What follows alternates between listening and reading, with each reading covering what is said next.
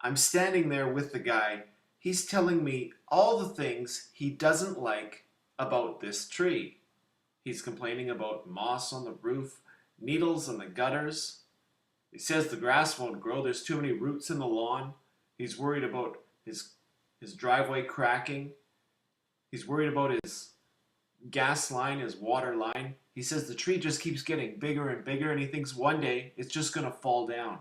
He looks to me and he says, "You've got to help me. Will you cut this thing down?" I'm an arborist and I'm a little bit conflicted. The way I see it, there's nothing wrong with this tree.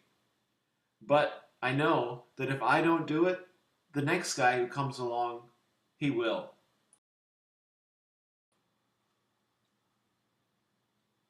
We've got problems in our urban forests.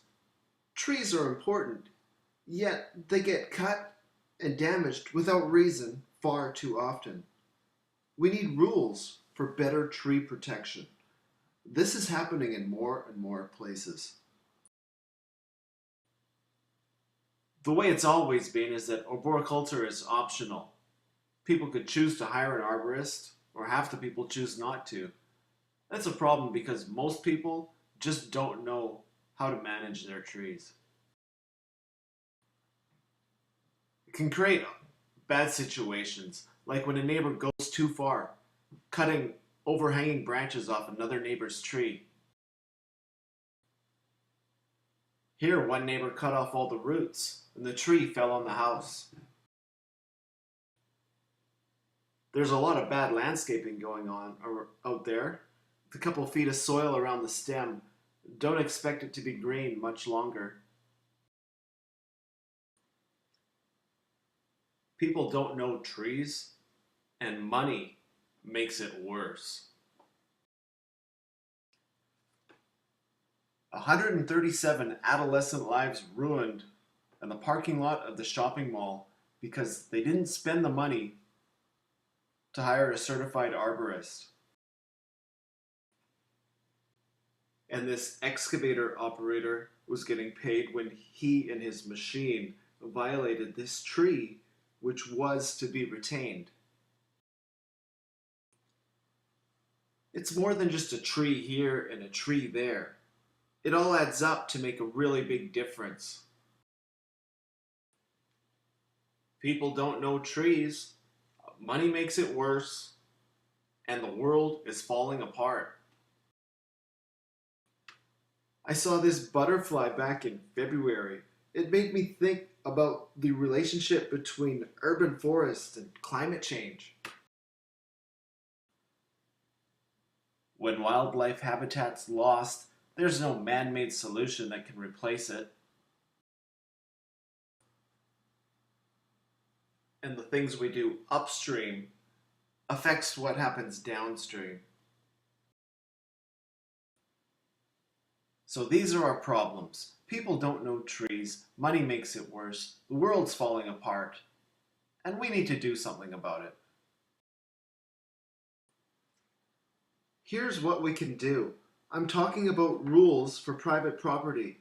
I'm talking about tree bylaws or ordinances. Here's how it works.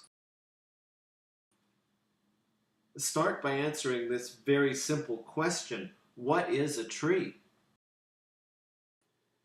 Of course, what I mean is what is a tree that's protected by the rules? And the answer is going to depend on a number of different factors. It's going to be different in different places.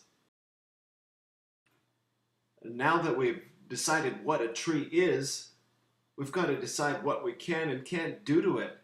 We all know one of the best ways to solve most tree problems is just to cut it down. We also know that when we do that, sometimes we create an even bigger problem than the one we just solved. And when we do this, we're forced to think about some really hard questions like, how close is too close? How big is too big? How hazardous is too hazardous? And whose tree is it anyway? Risk assessment is important. because sometimes trees fall. We're able to protect trees during construction and land development. And of course, when I say trees, I mean more than just stem, branches, and leaves. It's also roots. Protecting trees during construction starts at the planning stage. It's also about protecting your neighbor's trees. And if you can't, you deal with that before you start. Of course, trees still do get cut, so the rules make them plant a new one. And when people do damage their trees unnecessarily, the rules are there to remind them not to do it again. Now I've told you about why we need rules for private property trees and just how the rules can work. Think about how much difference it can make. How many trees won't get cut if they only get cut when there's a good reason? How many trees won't get topped if the guy doing it knows he's going to get fined every time he does it? How many trees won't get damaged by construction when the construction companies know that their building permit's going to get suspended if things don't go as per plan? How many new trees will get planted if a replacement tree is a requirement of the tree cutting permit? How much anger and frustration will be averted if we can prevent this from happening 9 times out of 10. I'm talking about rules, and nobody really likes rules, but what I'm really talking about is just doing trees right. And when we do that, it's going to make a really big difference. Think about who benefits the most from doing trees right. The urban forest will change, trees won't be removed unnecessarily, there will be less damage caused by neglect, and when they are removed, they're going to be replaced. Doing trees right means you respect the past while working for a better future. Think about the big picture. Get yourself high up on a mountain and look out over the entire area. And realize that our trees affect every aspect of our environment.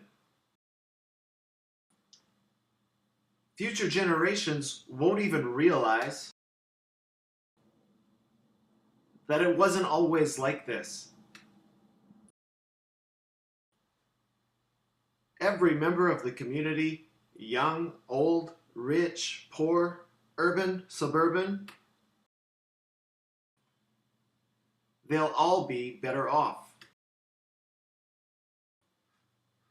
Remember at the beginning, I said arboriculture is optional. Well, not anymore. Not with these rules in place. Arborists are more important than ever, and we're going to need more of them. So rather than worry about who benefits the most, let's just be happy, let's just be content that we all benefit if trees are done right. Which brings me back to this guy. Some time has passed. The tree is still there. It's not because he doesn't want it gone. It's because there's nothing wrong with it. If we're going to stop good people from doing bad things to trees, we need some better tools. The rules are the tools. My name's Terry Thrail. Thanks for watching my presentation on private property tree bylaws.